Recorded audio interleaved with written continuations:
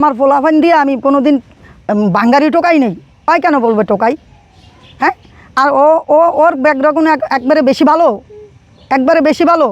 মামনে টোকাই হয়ে গেছে, মামনে বস্তির ছেলে হয়ে গেছে। হে কি, হে তো আর বস্তির ছেলেতে মেয়েতে নিষ্ঠা নিখারষ্ট।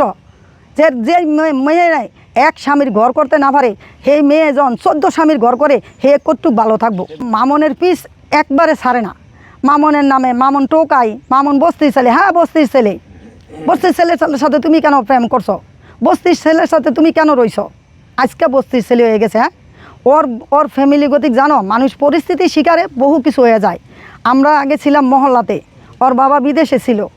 এখন আমার পরিস্থিতির শিকারে আমি বস্তিতে রয়েছি, কিন্তু বস্তিতে রয়েছি আমার দুইটা দোকান ছিল। আমার মানুষে এক নামে চিনে যে আমি ব্যবসা করিয়া চলছি।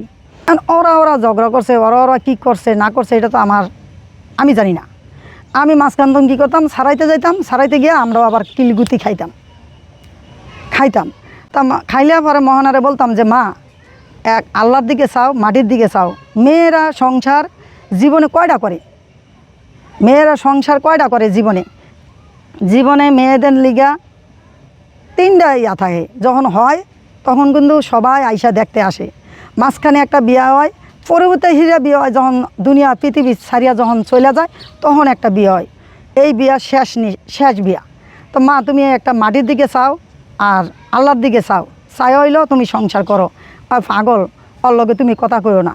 এমনি করে মোহনারে আমি বুঝাইতাম।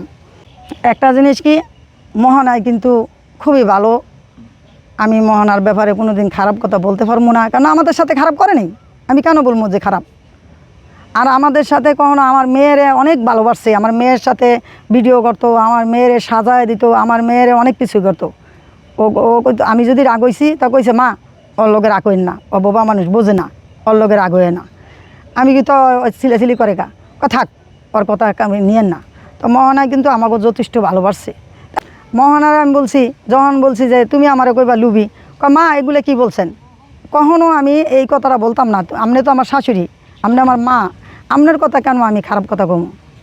তা মোহনায় আমার যে কথাটা বলছে, এগুলা কিন্তু মোহনার নিজের মুখের থেকে বলে নেই। এগুলা লিখনে, এগুলা সব কিছু বানাইতেছে।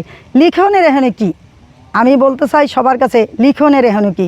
এখানে ওরা স্বামী স্ত্রী ঝগড়া করছে, ওরা স্বামী স্ত্রী বুঝবো, স্বামী স্ত্রী মিলে যাব। এখানে তো লিখনের এখানে আইসা মাহামাহি, কেউ একজনের মুহের মধ্যে একজনে গু ছিটকে দেওয়া, আরেকজনের মুহের মধ্যে একজনের গু ছিটকে দেওয়া, এগুলো সোশ্যাল মিডিয়ার ভিতরে এগুলো তো বলার ঠিক না। লিখন যখন ও বয়স্ক একটা লোক, ও যখন ছোটো ছোটো মেয়েগো নিয়ে ভিডিও করে, তখন কে কয়? আর মামন তো ছোড়ো, মামন তো ছোড়ো। লিখনে তখন কীভাবে করে? তখন লিখনের নামে কি মামনের যায় বদনাম করতে? না, লিখনের ব্যাপারে কোনো কথা বলছে কখনো তো বলে নেই। অনেকে বলে যে মামনের মা খারাপ, আর আমার কাছে আসো, তারপরে দেখো যে আমি খারাপ না ভালো। আমরা মানুষের কখনো কিছুর লোভ করি নাই। আল্লাহ যে লোভ না করায়, আমারে যা আল্লাহ দিছে আলহামদুলিল্লাহ, আল্লাহর কাছে ওইটা আল্লাহ পাক ভালো জানে। সত্যর জয় সবসময় থাকে, আর অসতের ক্ষয় সবসময় থাকে। হ্যাঁ, আমার কি আল্লাহ কি আমার ছেলেরে আজকে এই জায়গায় কে আনছে? একমাত্র আল্লাহ পাক আনছে। আল্লাহর উসিলায় আমার ছেলে আইছে। আমি কেন লোভ করবো? আমার আছে না? আমার তো আছে, আল্লাহ পাক আমার দিছে। আমি বরঞ্চ মানুষের দেই, খাওয়াই, চলি। আমি কেন অর্ডার লোভ করবো? বা কী দিছে আমারে? কি টাকা পয়সা দিছে, দন্দল্লুত দিছে, আমার কোনো কিছু দিছে? ওই মামনেরে দিয়া ও পয়সা কামাইতে পারবো দেখে মামনের একটা শার্ট দিছে, একটা প্যান্ট দিছে, একটা নিয়ে খাওয়াইয়া মামনেরে দিয়া ওই লাখ লাখ টাকা ইনকাম করছে, সব কিছু করছে। কার দ্বারা করছে? আজকে এই পর্যায়ে এই লাইলা কীভাবে আইছে? এটা তো তোমরা সবাই ভালো জানো।